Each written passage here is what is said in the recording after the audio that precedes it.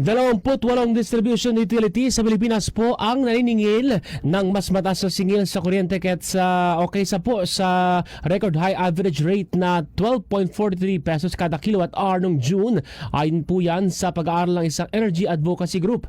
Sa pag-aaral ng Institute for Climate and Sustainable Cities o ICSC, 48 sa 106 na on-grid ang mataas maningil kaysa po sa national average, kahit na mas matipid sana ito dahil hindi lubhang nakadepende sa fossil fuels.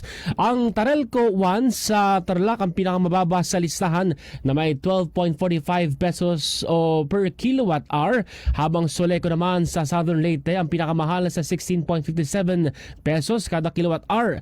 Pang-siyam ang Meralco sa 14 pesos and 48 centavos kada kilowatt hour. Samantala, kinakaharap naman po ng mga consumer ang mas mataas sa generation charge ngayong buwan.